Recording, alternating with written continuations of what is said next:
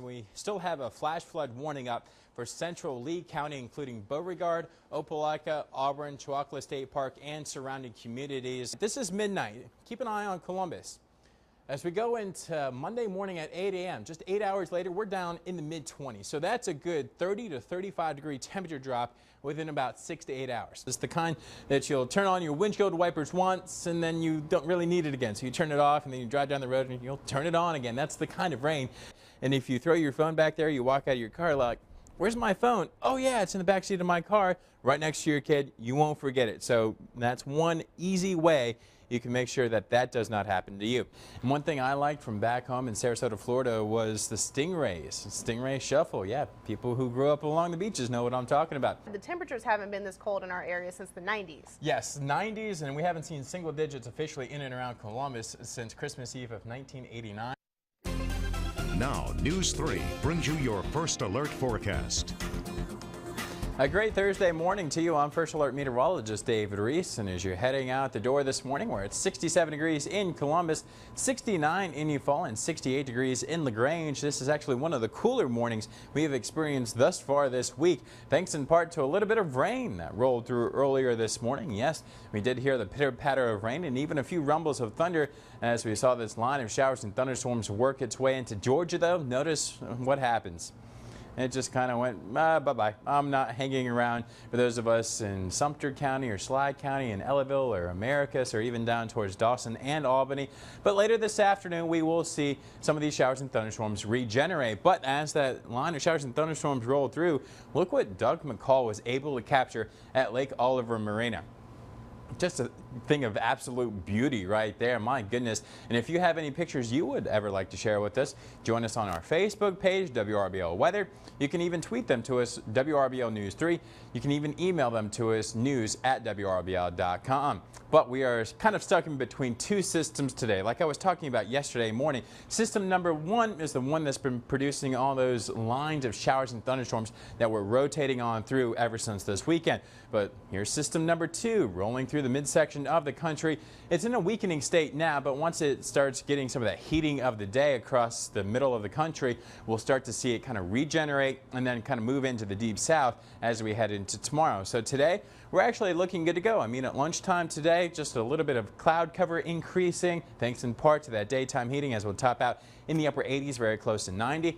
4 o'clock this afternoon, that's when we can expect some of those isolated showers and thunderstorms to begin bubbling up. A few of them could even be ongoing as late as 10, 11 o'clock tonight. For your Friday morning, though, we're starting off dry.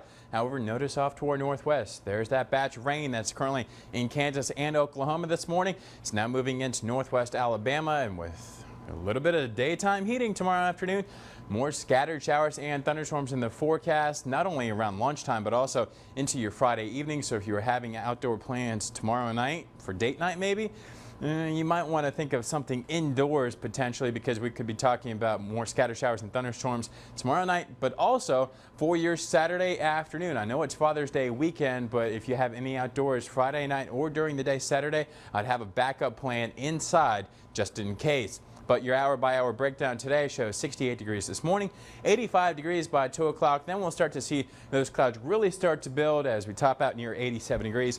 And like I said, an isolated shower or thunderstorm is certainly possible. As we head into your Friday and Saturday, though, they'll become more scattered, maybe even numerous. I mean, I'm not calling for a washout Friday or Saturday just yet, but that is certainly within the realm of possibility. We'll just have to track those trends. Father's Day, 89 degrees, and then here come the 90s again Monday, Tuesday, and Wednesday of next week, Naomi. And that picture from Lake Oliver Marina was absolutely beautiful. Those clouds and the way that the sun was hitting the water. Yeah, it was actually the lightning just reflecting off the clouds. I saw that when I rolled in this morning. I was just like, I have to use this. I have to. So good job, Doug McCall, if you're up with us this morning. I know you were up late taking that picture, but if you're up with us, fantastic job. Definitely. And hopefully we can see some more pictures like that from our viewers. Send them on in. Hello. How many of you guys have been sitting along the beach and felt that nice cool breeze off the ocean? Well, we call that a sea breeze, and that typically occurs in the summertime months when the sunshine is hitting the Earth's surface evenly across the immediate coastline.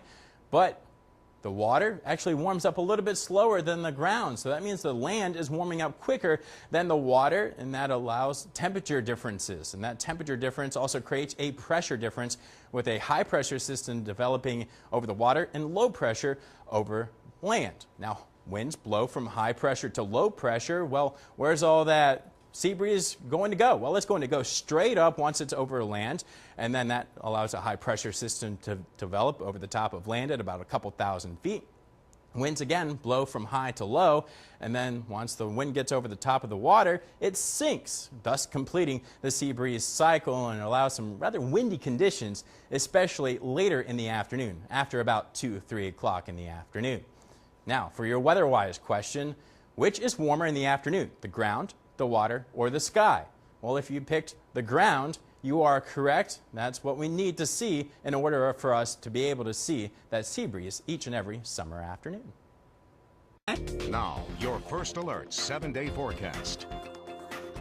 Good evening. I'm First Alert meteorologist David Reese, and over the past couple of hours, temperatures have remained fairly consistent in and around the News 3 viewing area. All of our weather watchers have reported temperatures fairly constant here within the past, say 5, 6, 7 hours. But notice off to the northwest of us, Birmingham, just a few hours ago, there you go, 57 degrees. And notice how quickly they have dropped down into the mid-30s. This is a 3-hour temperature loop. And notice Montgomery, they were at 61, and then boom, 50 degrees as of right now. So that colder air is marching south and east, and it's all thanks to this cold front, which you can pinpoint on the radar because of the heavier rain associated with it. We're picking up some pretty decent rain totals in and around Union Springs up towards Tuskegee, raining in and around Auburn and Opelika. Anywhere you see the heaviest rain, that's where the cold front is, and it's also bringing some gusty winds. We saw gusts as high as about 40 to 45 miles an hour as that cold front slid on through in Montgomery and Birmingham, so that is definitely a possibility through the News 3 viewing area here within the next couple of hours. And our wind forecast for tomorrow morning has everybody seeing a northwesterly breeze at about 20 to 25 miles an hour. That is what it is allowing us to see that cold air seep southward.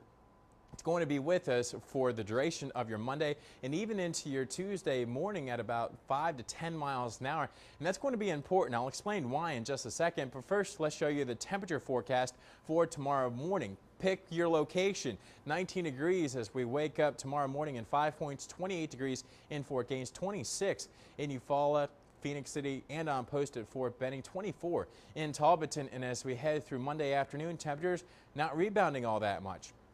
27 in 5 Points, 33 on post at Fort Benning, 32 degrees in Clayton. So some locations will not get above that freezing mark tomorrow.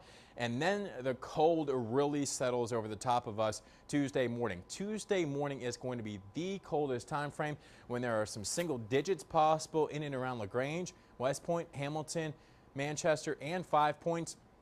Low to mid-teens possible south of Columbus and Phoenix City. And then as we head into Tuesday afternoon, temperatures remain below freezing. So some locations in the News 3 viewing area, especially north of Columbus, could very well be below freezing for a good 48 to 54 hours. So this is some mighty cold air heading our direction. Now remember, I said remember those winds. Well, when you put the winds and the temperature into a nice fancy formula, you get that wind chill factor. That feels like temperature, and it will feel like 12 degrees tomorrow morning on post at Fort Benning, 4 degrees in West Point, 6 in Auburn and Opelika. Tomorrow afternoon, we're talking about feels like temperatures in and around 20 degrees, and then here you go. Remember the coldest morning, Tuesday morning, we have the possibility of wind chill factors below zero, especially to the north of Columbus, so it will not take long to get frostbite. Bundle up if you have to go out and about early Tuesday morning, and also make sure to give yourself an extra 10 to 15 minutes to help warm your car up. And also, I'll be completely honest, your cars may have a tough time starting up, especially if they have an older battery Tuesday morning. I ran into that problem a couple of years ago, so I'm just relaying that information to you guys tonight. During the day Monday, temperatures not rebounding all that much as we'll go from 27 degrees in the morning to 33 degrees by 4 o'clock in the afternoon. 32 is our forecast high Tuesday after a morning low of 13 degrees.